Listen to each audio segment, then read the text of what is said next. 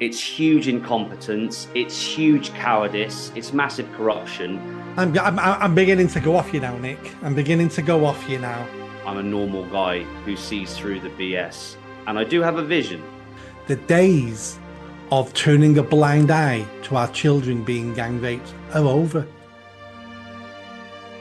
Hi, everybody, and welcome back to Nick Talks. This episode's amazing guest wears many hats, and we'll be discussing those hats in a minute. But first of all, welcome Nick Tenconi to the show. Thanks so much, Nick. It's great to meet you recently after being for years in communication, but actually to meet you face to face, that was fantastic. And at an Oldham demo as well. And thanks so much for having me on your podcast as well. You're welcome. Now, you preempted my first question. So we met a couple of weeks ago in Oldham. Turning Point was demonstrating outside the Oldham Council offices because they were having a meeting where they were going to listen to survivors of the grooming gangs, which, let's be honest, was probably a tick in the box exercise for them. Oldham Council is the most corrupt council in Greater Manchester. Of that, I have no worries saying that at all. They really are. So I was invited along to talk, as so were half a dozen other people, on behalf of Turning Point, and you're involved in Turning Point. What is Turning Point UK? So I'm the Chief Operations Officer of Turning Point UK. The inception was late 2018, so going into its sixth, seventh year. Turning Point UK is the number one, I'd say conservative activist organization, but I'd say useful conservative activist organization, because Turning Point's mantra, its idea, the reason for its existence was to challenge woke and far left extremism and far left totalitarian propaganda. You can call it woke, you can call it socialism, you can call it DIE. The reality is it is communism by the back door. So Turning Point, stemming from Turning Point USA by a guy named Charlie Kirk, it was set up by our fantastic Chief Executive Officer, Jack Ross, who did an amazing job of keeping it alive during lockdown and was inspired whilst we were in lockdown to push what we call graphics out.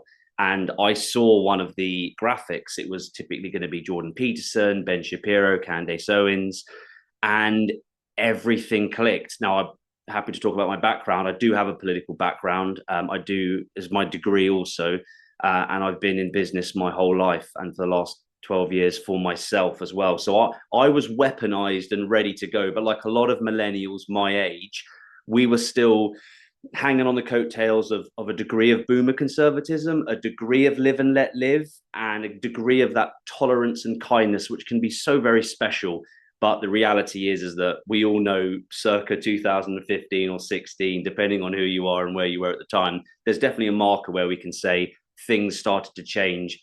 And when the Marxists came for our children, Drag Queen Story Hour, promoting the TQIA plus and the LGB part in schools, Drag Queen Story Hour, which would come years later, I was acutely aware of all this around me. But like a lot of people, and here's my relatability, I was self-employed and I was working to make ends meet. And it wasn't necessarily affecting me, but I saw the towns. I saw the increase in burqas, which is the Islamist militia uniform that they wear, to spread obviously their ideas and their propaganda, etc. They'll say it's for modesty. It's complete nonsense. So I was aware of all these things and I was ready to go, but I didn't have a platform. I didn't have a voice. I was just me. You hear all this rhetoric, it's similar to that of what a liberal might say, for example. But here's the thing: I was ready to go. Turning Point had the platform, and I saw the graphics. And I saw 2020, I saw the graphics, 2021, I saw the graphics, and I thought to myself, I've got to pursue this. If I can offer myself in any way, I did. Believe it or not, there was a vacancy. I secured the vacancy. That was autumn 2021. And the reason for Turning Point's existence is to go onto campuses in the UK, which is private property. We don't have the same situation in the USA where it's public property. It's private property in the UK. So our fantastic CEO, Jack Ross, said, right, well, you've got to earn it. You're the Chief Operations Officer, so you get the suit and tie side, but you also got to be an activist. So from autumn 21, I was on the campuses and wherever I could be at street level to confront woke, communism, Islamism, whatever, far left terrorism, migrant terrorism, whatever you want to call it. And that's why I say useful conservative activist organization, because you actually go out and do something. You go out and you show by example, you win hearts and minds. The UK has got an awful lot of conservative think tanks and conservative lobbying groups and political strategists. And whilst that has a space and can be incredibly useful, what we have needed in the build up to the position we're in now, which is a Labour supermajority, is action and leadership and courage and strength. And that means doing. And Turning Point is we are to thank Turning Point or commiserate them for me, my existence in the political realm, and why we're here now. The opportunity was there and I grabbed it, and now here we are. Good for you for grasping that opportunity, because many people let opportunities go by because they're too worried about what may come. And if that's what you're like, you miss all the opportunities. I first came across Turning Point UK in 2020 after I was cancelled. Turning Point put some graphics out of me and things I'd said, quotes I'd said, and then I had I suppose, a little relationship with Turning Point UK. They've been very good to me over the last 4 or 5 years, helping spread who I am, especially when I've been running for political positions. They've helped raise my profile. So Turning Point UK, for me, big thank you from me. But before Turning Point UK, I'd already heard of Turning Point USA. I'd watch their videos online. They pop up sometimes and you watch them. And the guy who created Turning Point UK, I forgot his name at the moment. It's Charlie Kirk. Charlie Kirk. Formidable. Formidable. When he sits on those campuses at a table and allows any students to come up to ask any questions and debate anything. He's formidable. Polite, friendly, knowledgeable, caring. He's not looking for quick wins. He's not looking to humiliate people. He's there for conversation, and he's there to speak to students who are being propagandized to in university, who may have questions and want a different perspective on something. And he sits there and does that job. I think he's great. Yeah, I mean, I'll just double down on what I said a second ago. We owe Charlie Kirk, Turning Point USA, and Jack Ross, our CEO at Turning Point, we owe them a debt. Turning Point platformed Maya Tusi, Lewis Brackpool, Darren Grimes, Dominic Samuels. Now the list is endless, but Turning Point existed to platform people. So, for example, go back to 2020, Nick. I will have seen graphics about you in 2020. I won't have known about you. I don't have children. I'm not exposed to what they're being taught in schools. I was weaponized and I was ready to go. And as I say, I have a background in this stuff. We'll come on to that if necessary later. I was ready to go. The first time I saw what's happening in our schools, what's happening at government level, when I saw the broader picture back then in 2020, people were calling it being awoke, but the problem is it's got the word woke in it. But I took to the online sphere, very, very upset. Summer protests of 20 BLM, the nonsense of lockdown, the nonsense totalitarian propaganda, and the forced mask mandates and forced state injectables. I went online, a very, very passionate and upset individual, but again, no platform, no action. And it's only because Turning Point existed and Jack thought, well, I know what, I'll start putting graphics out. And because he knows what he's doing online, you, me, and hundreds of thousands, no, I'm not being fair, millions of people in the UK will have seen those graphics and seen the truth. And in this case, it inspired one man to go out and fight and dedicate the rest of his life to it. So to both Jack Ross and Charlie Kirk, thank God. Yep. So you were at Oldham a couple of weeks ago. You invited me, you invited some of the guest speakers. Why did you go to Oldham? Why was that important for you? Yeah, certainly. So Jack's my boss at Turning Point. So if he asks me to do something, it's never been unacceptable ever. And I doubt it ever will be. So by definition of asking, I'm going. I serve him at Turning Point, and proudly so. The protest at Oldham was, as you know, but for your audience, it was about calling out it was the first council meeting of the year, I believe, in Oldham. And we know, which you've alluded to, how corrupt things are at Oldham Council, because it's just one massive cover-up.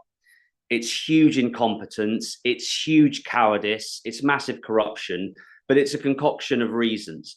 it doesn't, nothing takes away from the fact that we have witnessed the rape genocide of specifically white native girls by men who serve a racist and bigoted ideology. That's the truth. It's not, oh, they're pedophile, rape, grooming gangs. There's a full stop there. No, the racist nature of Islam and the bigoted nature of Islam meant these men felt like they could target en masse in the form of a rape genocide, specifically those who they call kuffar, those who they see as being subservient or worthy of the dhimmi, to convert us into the dhimmi, i.e. non-Muslims, who would then go to pay the jizya because we are dhimmis, we have dhimmi status. And let's not forget that the overlord, of course, would be the Sharia law. And of course, you've got the caliphate in Britain.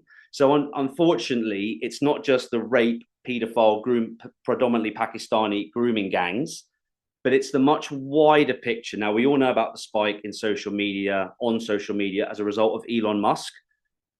God praise Elon Musk for that.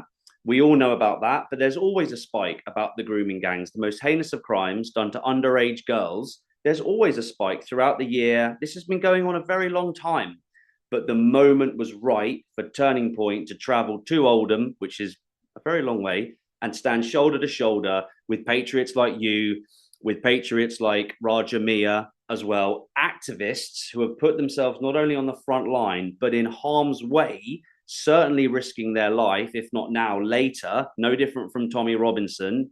Good people putting themselves on the front line. Let's go back to how I heard about Turning Point and my decision to do this as well, inspired by bravery, to stand there outside Oldham Council and call the council out on their inaction, on their indifference, on their corruption, and to spread the word to the British public that this is very much a bigoted, racist view of white people and the most heinous and evil of crimes committed by predominantly Pakistani men. That's a huge problem. That's outside of the conversation about mass uncontrolled immigration. That's outside of the conversation about multiculturalism.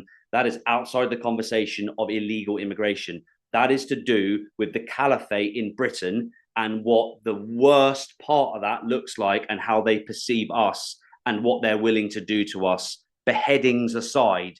So it was an honor to stand there with you and Raja and other good people. And of course, I'll never back down from this fight, delivering justice back to the girls and to the British public.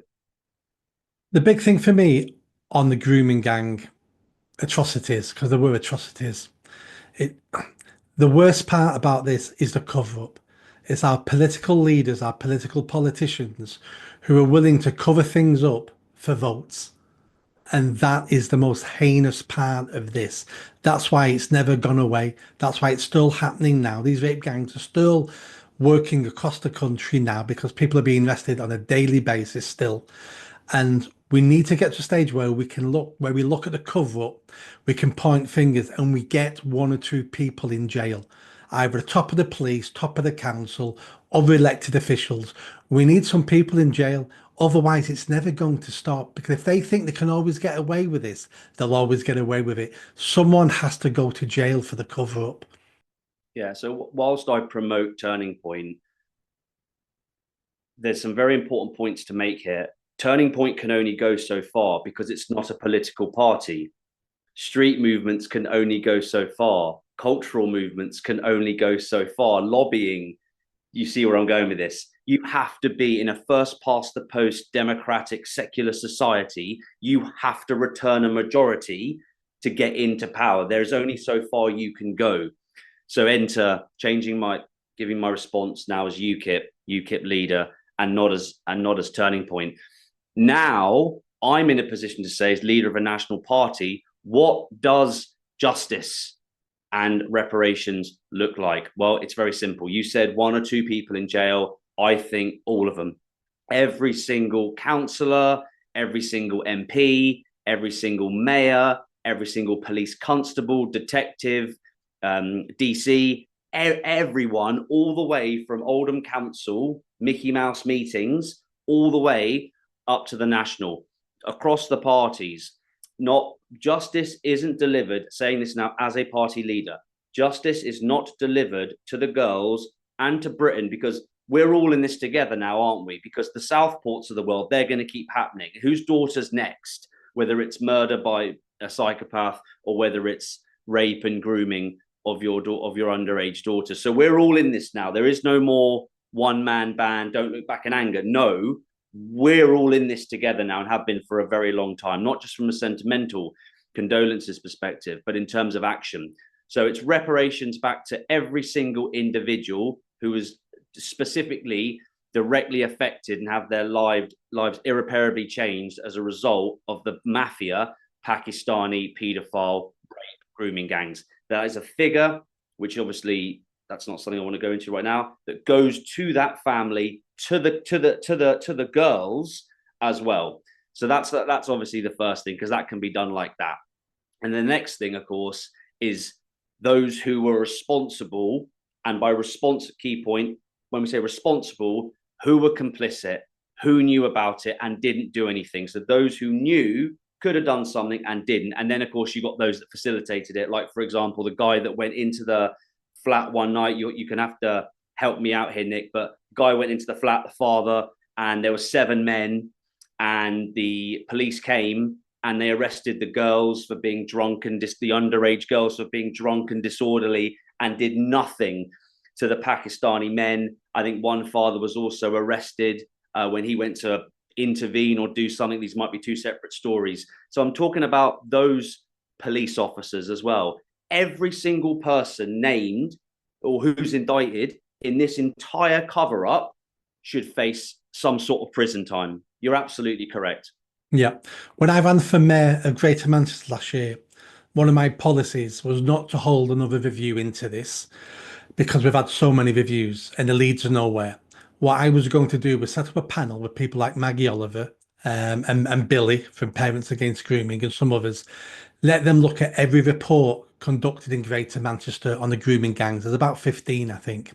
And I wanted them to highlight any police officer or sergeant or top officer who is named in there for incompetence, dereliction of duty, not answering questions when they've been asked questions, because none of this is ever under oath. They get invited to speak to the report and many of them go, no, not coming. I wanted all their names, and I was going to insist the chief constable sack him. And if the chief constable would have said no, I was going to sack him, because he's the only person I could have sacked as mayor. And I'd have got a chief constable who would have sacked those officers. And they could have claimed unfair dismissal. Fine, we'll have it all out in court. And maybe we have to pay you off, but at least I'll get you in court and we'll have these conversations in court. That was what I wanted to do. I wanted to tip the table upside down and show the country the days of turning a blind eye to our children being gang raped are over. As if I should ever have to say that, but I wanted it over. And to get them in court and them lose their jobs was the most I could do as mayor. But I was gonna do everything I could, and that was going to be the most I could do. So to put some meat on the bones, let's fast forward 4 years and let's just say UKIP returns a majority. Let's just say that I become Prime Minister. So everything we've just discussed respectively would be put to the front of the agenda whilst we close the borders, whilst we send the military into the channel, whilst we detain and deport suspected 3 to 5 million and begin the process of remigration after that. Item 1 would be to address this with regards to all the funding, all the resources, and all the media coverage as well. Because the point I'd like to make, which is kind of what you said, but it's so close to my heart, we are so far gone as a nation in terms of our morale, in terms of our fall from grace, in terms of our anxiety and our depression. The normalization of rape, murder, the normalization of filth, degeneracy, the normalization of horror has led us to be, the normalization process leads us to become apathetic, indifferent, weak. These are all psychological processes that have happened to us. So we now need to, and again, speaking as party leader, we need to stop the rot. That means we need to stop spending money in certain directions. But specifically with regards to the paedophile grooming gangs, it's not enough to just say it's stopped. Like you say, we don't need any more inquiries. It's now time for justice. Notice how Starmer, always with his cabinet since 6 months ago, he'll profess it's about action now. He's very clever. No, it's about justice. Action means you're all doing things. They might be useful, they might be successful, they might be just, they might not be. It is about justice. And until that justice, as we've laid out, again, that would be item one, day one of business. Until that happens, we don't have justice. And I say no justice, no peace. You stole that phrase from someone. So let's talk about UKIP. The UKIP leader resigned last year. You became the interim leader last year. Are you still the interim leader now? I was ratified as permanent leader on Tuesday last week. Excellent. And I think that's a fantastic choice for UKIP. You've this last year, since I've seen you involved in UKIP, before that I only knew you from Turning Point UK, you've impressed me as UKIP leader. We don't have any political leaders of parties at the moment in this country who are front facing on the streets, campaigning, criticizing, dealing with the public, answering back, people screaming in your face. You're not afraid of that. You don't have bodyguards. When I met you the other day, it was you and Jack. You were no private security for you. You are the type of leader that we used to have. Our politicians used to be ex-army officers, and ex-squaddies fought in world wars. All we have now in Parliament now, it seems, university graduates who have gone from university straight into the political world. You come across completely different. And everyone I speak to who's heard of you has been impressed. And most of the people I've spoke to have said, we're voting UKIP now. I'm voting UKIP. And I'd say the most of that is down to you. Thank you so much, Nick. I mean, that it's to get compliments is nice amongst the amongst the vitriol and the hatred. You know what I'm up against, right? This is the price you pay for the life you choose. So sincerely, thank you very much. And coming from you as well, that means an awful lot. I'm not the same as, let's call them that lot in Westminster. I don't want to be associated with that lot. Let's do a Tice on it. I'm not the same. Is my pedigree and my education and my background applicable for the role? I'd say so. Certainly, my degree is politics, international relations, philosophy. My dissertation was on third world thermonuclear destruction. I did go to an Ivy League school. Doesn't mean anything. I'm beginning to go off you now, Nick. I'm beginning to go off you now. Can we go back? So if anyone wants to ask about the credentials, then yes, I think they're there. My 3 years, well, obviously Turning Point runs concurrent with UKIP, but 3.5 years on the front line, to your very kind and courteous points, taking on the Islamists, taking on far left terrorism, taking on the communists, the Marxists, drag queen story hour, debating with liberals, never shying away from anything. Yeah, I mean, I think that those are very kind words. I think I am built differently. And that's partly to do with my experiences, everything that's got me to this point.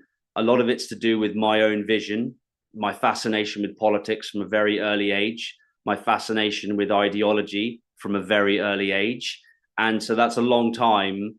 That's a very long time to be thinking about these things over and over and over again. Been in business, that's another factor. Been self-employed. I'm a normal, average guy who has seen pretty much what there is to see in life and in the world. And I'm ready for the fight.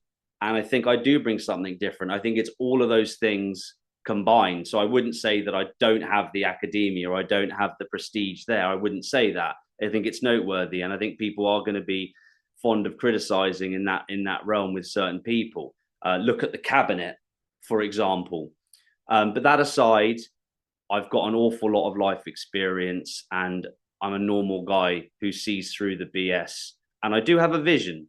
And I'm sure that we'll end up sharing some of that. Let me ask that question now, before we run out of time. What is your vision for UKIP? UKIP for everybody is the party to get us out of Europe. That's been achieved now. So people then will say, what's the point of UKIP? You've had several leaders now since we've left Europe. What's your vision for this party? Certainly. So first thing that your audience needs to hear is that I truly believe in my heart of hearts that Nigel knew that Brexit would never get done because it's too complicated to get done. It's too complicated to get done. I believe he knew that, but Nigel led the people and UKIP and in Brexit Party as well as a vehicle to essentially get him to where he needs to get to. Now, maybe he honestly thought Brexit could get done. Brexit hasn't been done. So UKIP still exists based on the fact that UKIP's always been a mover and a shaker. UKIP has always been the people's party. It's always been the people's army. Now, I knew that before I was part of UKIP. Everyone knows that UKIP is the bad boy of politics. So in terms of what I bring in the vision, well, that ideology is, of course, small c conservatism. It's also nationalism.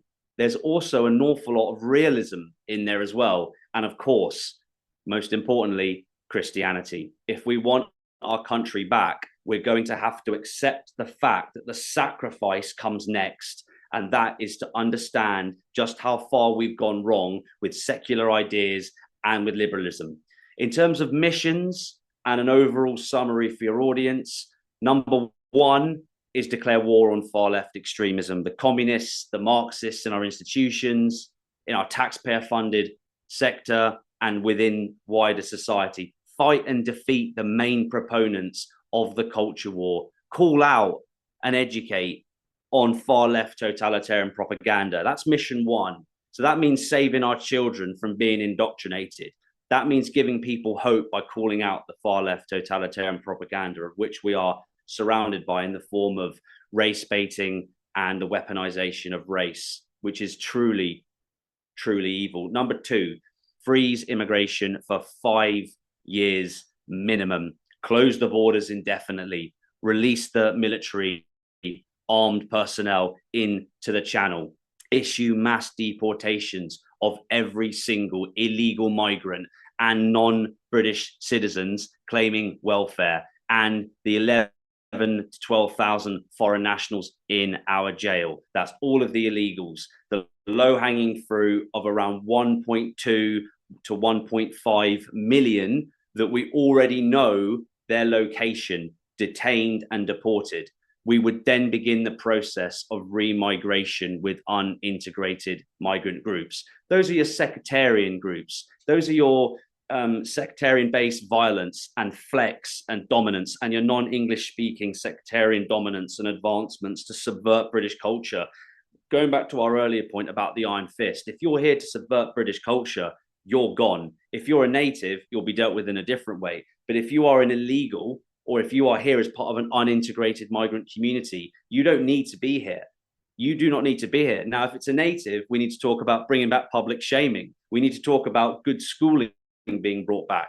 We need to talk about having some substance about you enough to realize that that is not the path to despise your own culture.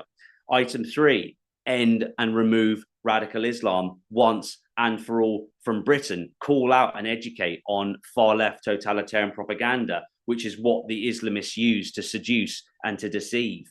Call out the propaganda that's aimed at undermining the West and to further their sectarian dominance as well. Detain all 39,000 Islamists on MI5's terror watch list. Number 4, call out and educate on the problems of liberalism, godlessness, and centrism. These are root cause problems. They lead to broken homes, narcissism, apathy, ignorance, and ultimately takeover from foreign or hostile entities. There's 2 more missions. Number 5, place Christianity back into the heart of government. Place British culture, British people, British agriculture, and British business first, above all else. And number 6, and finally, challenge the Agenda 23, the globalist agenda, challenge and stop the liberal establishment and its ties to profiteering, lobbying, swaying the government, all in an attempt to subvert British culture, sanction and call out and end the relationship with those who are here to profiteer off of our destruction via the destruction of our culture. Scrap net zero and ultimately call out and fight back against globalism. Those are the 6 missions, Nick. And of course, UKIP's always had a manifesto. It's brand spanking new. It's going to be on the website within a couple of weeks' time. It's been ratified over a period of many, many months, and it's going to be the most radical and the most Christian on the market. I like the sound of all of that. I really do. I like the sound of all of it. It's frank, it's common sense, and it's what most people, it's not what most people want. It's what most people thought was already happening and thought it's been happening for decades. And I've only just woken up to realize none of this has been going on for our lifetime. I'm in my late 50s now. None of this has happened in my lifetime. And it's just been a slow managed decline. Before we go, I want to leave you with one thought that you've probably already been told about and thought about. Is UKIP going to think about changing its name and rebranding? So the rebrand is happening. The rebrand is broken down into 2 areas. You've got the logo or the symbology, and then you've got the name. Now, the consensus is that it would be insane to change UKIP, United Kingdom Independence Party. We want independence from liberalism. We want independence from communism. We want independence from Islamism. UKIP's job isn't done yet. And here's the thing, it's never going to be done because we're so far fallen from grace. Once we've stopped the rot and sent the wheels in the other direction and actually got our country back, we're never going to let these mistakes happen again, so that our children and our children's children can go on and never repeat what has happened to us, or as you say, in your lifetime, you've never seen these common sense policies or the delivery of these pretty basic policies based on gratitude for our country. So the reality is that